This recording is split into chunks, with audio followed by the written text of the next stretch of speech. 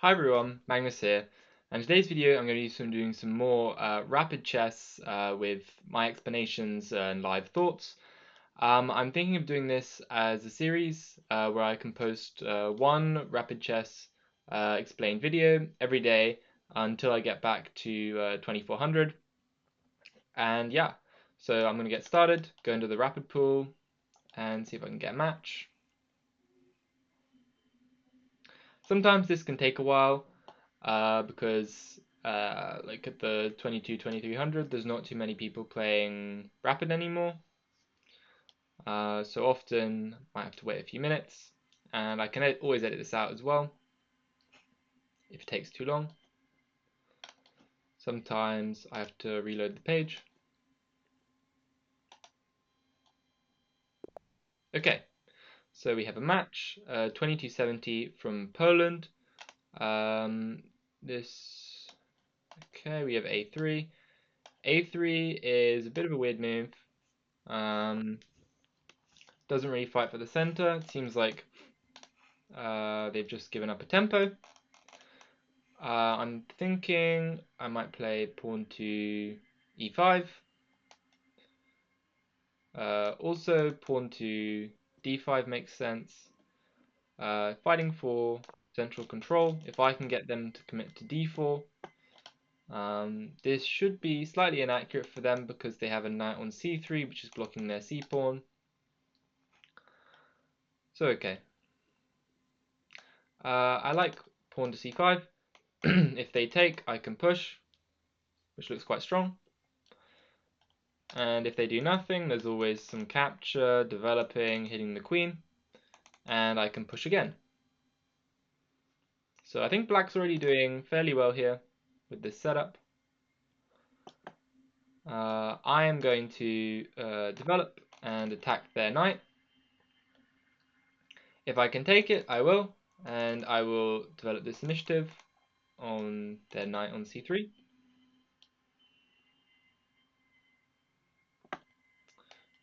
Okay.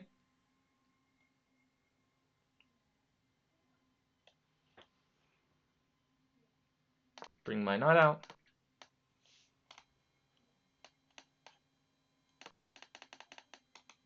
If they take, I will take. Then maybe e4. Yeah, e4 might be strong here. Okay, they take here. Guess retreat. Pushing makes sense. I'm going to push. Attack here. e3 I could meet with knight takes. Also I could take here. Yeah, e3 I'll probably just take. Queen take, and maybe something like pawn e6.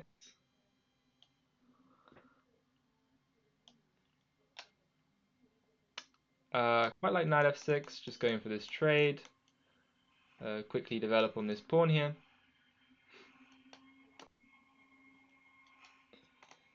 If they ever go for this g3 move, I can move my queen in to attack the rook, and it would be hard to develop.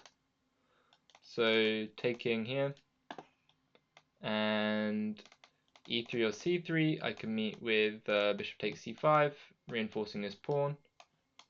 Queen can come into this diagonal as well.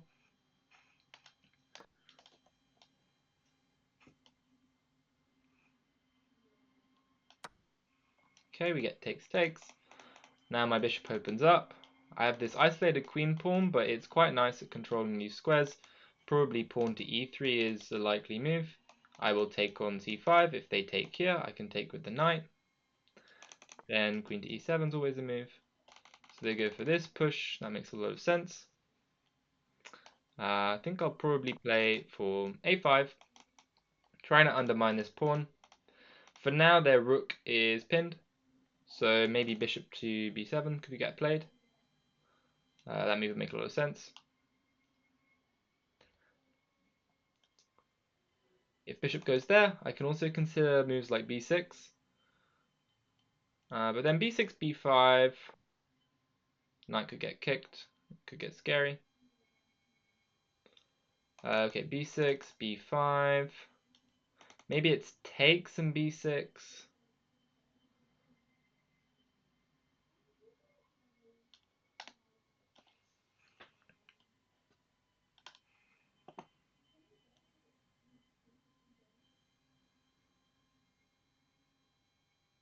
I think I'll just play bishop e7, try and castle.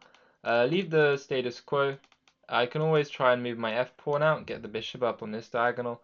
If they go for g3, I'll put my queen in the center here and reinforce some threats. If we get like g3 f3, that position looks pretty bad because the bishop would be behind the pawns and there would be a weakness on this square, which my knight could potentially exploit. So I think black's doing fairly well, even though we're down a pawn. Just because they have this fairly fragile structure, my e-pawn is nicely restricting. If they play pawn to c3, I can take, and they don't want to take with their bishop, because then I will take, and I will win this pawn. And if they play e3 and I take, and they have to take this way, then they have this terrible pawn here, as well as a poorly placed bishop. I will castle, and I think just have a very, very nice game against these scattered pawns over here. Meanwhile, I have a very nice compound structure around my king, and we play for the weakness of the king, bring some rooks to the center. If I can win back one pawn, then I will have equalized, and just play against their slightly soft structure on the queen side.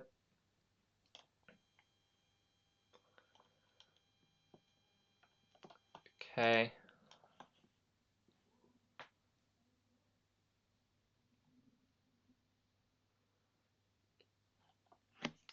Opponent's taking quite a lot of time here, which is also good. If I can get a couple minutes on the clock, then you can really put some pressure on the endgame, because you need more and more time to think as the position gets more complicated. So ideally you want to be moving quite fast. So this move seems, e4 seems basically the same as e3. So I'm going to treat it as though it was e3 and they have to take this way. I could consider this move, putting my queen in the center. Maybe I would get pawn c4. Just castling makes a lot of sense here.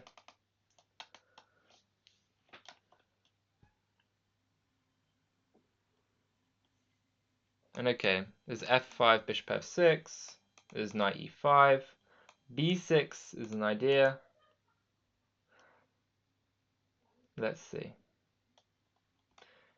b5, I would want my pawn on c6 to stop them getting a cemented pawn. So probably I want to move my knight first and then play b6. Then b5 wouldn't come with tempo and I would be able to take this pawn here. So something like knight to e5, so something like bishop to e2, knight e5, castles, pawn b6. If they were to take, I would take back with my queen. Let's go knight to e5, putting some pressure on their bishop here. Maybe they would go bishop to c3.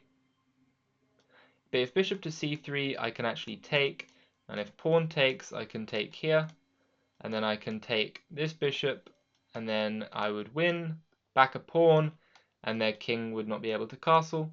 So bishop to c3 doesn't look possible. I think bishop d3 was a little bit inaccurate. Okay, I'm going to take here, and they would have to take back this pawn.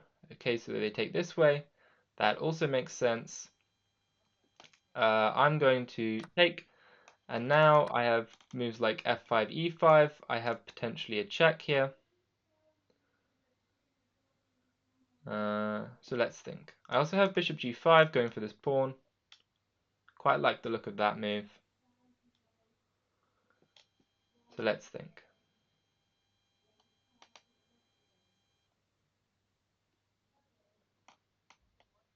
Is e4 a move?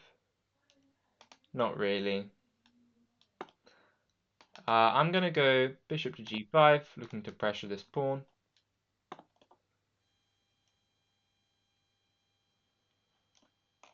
Keeping the options open. This f5 push.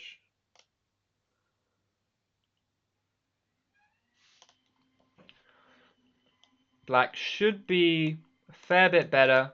I don't want to play a move like that because they'd have a discovered check.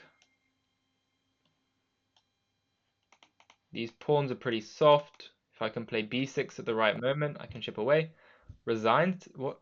That's doesn't make any. Why'd they resign?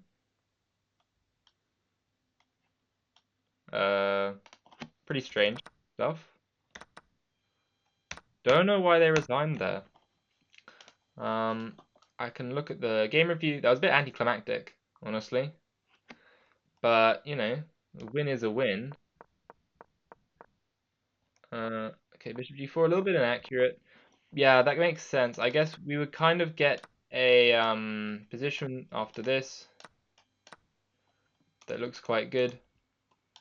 And there's no pawn to c4, so I was thinking it might be like a Grunfeld with white with a3, except the issue is they've already put the knight here rather than a move like pawn g3, which would be like a Grunfeld with this a3 move.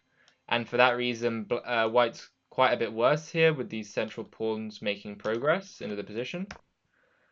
So let's see. I thought e4 might have been quite strong. But yeah, I was gonna have to play this move, which I saw. And then something like moving the knight back to f6 is what I assumed was good. And we would have got quite a similar position. Maybe they undermine with c3 after bishop e2 castles. And I would just have to play this game. The bishop can go on d6 and it could be quite a nice piece. So this looks alright as well.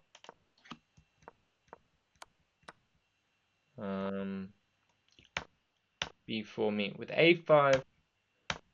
Yeah, bishop e7. Passant. Engine actually wants white just to give back material, which is interesting. Because after this, I thought that there was just rook takes, queen takes, and knight takes on b4, and I thought that black's doing much, much better with these two doubled pawns, and something like queen a5 can always be met with this, and bishop to b4 is not a big threat, because this position, after something like queen to c8, if you can get this trade, doesn't look anything special for white. This pawn's probably going to fall at some point, and obviously this is a draw with this 4-on-3, but the 3 pawns are like that. Although black's always pushing a little bit. But okay, yeah, queen d5 could have been a nice move. I was a little bit concerned about some discoveries, but queen d5 would have restricted the movement of the bishop here, so that definitely would have been nice. With something like queen d5, bishop c3, I was thinking, okay, apparently queen e6 then makes sense, putting pressure on this pawn. Yeah. Okay, castles, bishop d3, knight attacks the bishop, and I took.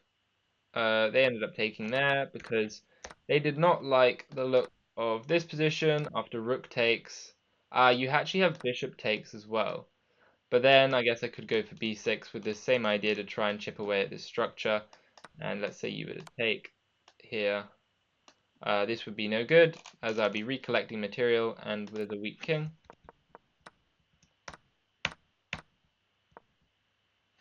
And bishop g5 wasn't even that good. Apparently e4, there is a tactic here. I must be missing something. What's the tactic? Rook takes, takes, and just rook e8. Castles? This doesn't make much sense to me. Castles, I'm trying to unhighlight that. Bishop to f6, attacking the queen. Ah. Okay, fair enough. Basically, you just set up some nasty discoveries, you're up a lot of development, and you're going to end up in a position. Yeah, because I was actually thinking that this endgame looks terrible. So apparently you'd have to take back with the pawn. So this just looks very, very unclear. Don't know what would have been happening in that game. I went for this move, attacking this e3 pawn. And I just thought this looked decent for black. After a move like king f2 that would defend, or castles, I thought I would want to, so after something like king f2, for example, I was going to play f5, try and play e4, f4, break open the king. And if they simply castled, I could take on e3 with the bishop. and potentially I could relocate over here. And I thought this looked pretty decent. So yeah, bit of a strange place for the resignation. Don't really know. Maybe they had to go. But anyway, a win is a win, and I will be seeing you in the next episode of this series. Bye.